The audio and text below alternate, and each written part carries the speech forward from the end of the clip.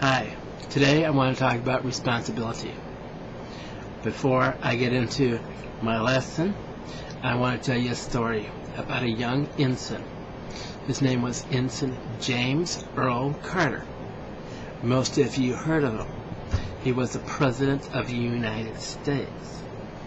Now I'm going to tell you something about his character that you guys don't even know, or it's not recorded in the history books. It seems that the young ensign wanted to be part of the nuclear submarine program. And to get to be a part of the nuclear submarine program, he had to go through an interview process with Admiral Hyman Rickover. Admiral Hyman Rickover was a stickler for rules. He chastised a seaman one day because he was swapping the deck with his shirt off in 100-degree weather in Somalian Islands. That's how stickler he was. The seaman was out of uniform. Well, anyways, during this interview, Ensign Carter was nervous. He didn't know what to expect. All he knew of the Admiral's reputation as being a stickler and very detail-oriented. During this interview, Admiral Rickover allowed Ensign Carter to talk about anything he wished. However, as he was talking, he stopped the poor ensign and asked questions. Now, each question proved more difficult, and Ensign Carter got the idea after a while that he didn't know anything about the subject. So he tried to gear the subject towards something he knew was backwards in and out. Electrical engineering. He knew this because he was graduated from the Academy, George State University, and he's been doing this all his life. So he had this topic down cold. However, again, the Admiral proved to him that he knew nothing. So the Admiral asked him some final questions. Ensign Carter, what place did you graduate at the Academy? Now, Ensign Carter was gleaming. He goes, yeah, I did. I graduated 54th in my class, sir. He was very proud of that because not too many people can say that he graduated 54th. Then he asked the ensign one final question. Did you do your best? Then he turned his chair around, and this sat there. Now, the ensign sat there for about 3 or 4 minutes before he finally figured that the interview was over. But during that time, he sat there and contemplated over and over what he did during the academies. Did he do his best? Could he have studied more? Could he have applied himself more than just goofing off here and there? He found out that he didn't do his best, and that's the whole point. The Admiral wanted him to realize that if he wanted to be a part of the nuclear submarine program, he had to do his best. He had to take responsibility for himself and his actions. That's what I'm asking you to do today. Take responsibility for your actions. You may not be responsible for the events that you have. You may not be responsible for the other people that you work with, but you are responsible for your response. As Jack Canfield says, events plus response equals your outcome.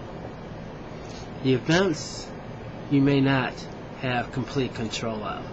You know, I go to work and I have to deal with people that are rude, obnoxious, but my task at this event is to go from starting time to finishing time and do my job. And how I respond to these people is the outcome of how my day went. I ignore these people. I told them I'm busy, I'm not interested, I don't have time, I don't care about what you think. I am here to work my job, and that's all I'm doing. is working my job. If you want to cause trouble, fine. I'm not interested in being involved with your problems. If you are overweight, that's an event. That's the event that you have to overcome.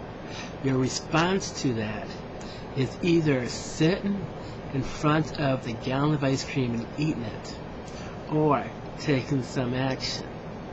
And the outcome of that action is the result that you are responsible for. Yes, there is no book or surefire way of losing weight. You have to do it by trial and error. You have to figure out what is important to you, what do you need, and how would you proceed.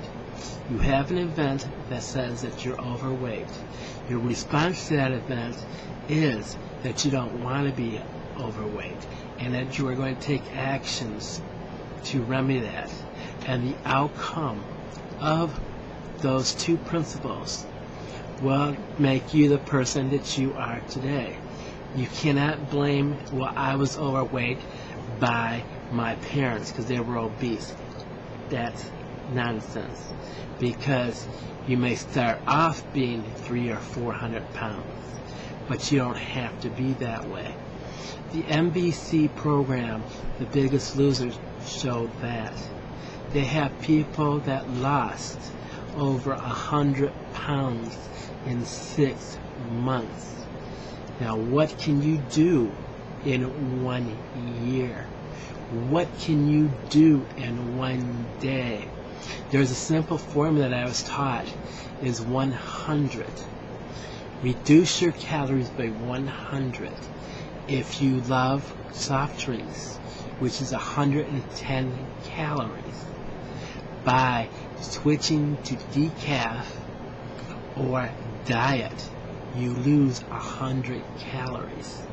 Now, 100 calories a day times 365 days is equivalent to 10 pounds over a year. That is a beginning.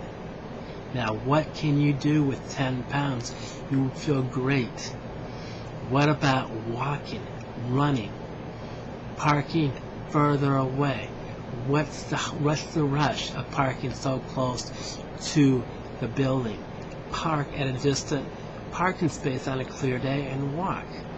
It will clear your mind, it will relax you, reduce stress for you. And then when you get to work, you felt relaxed.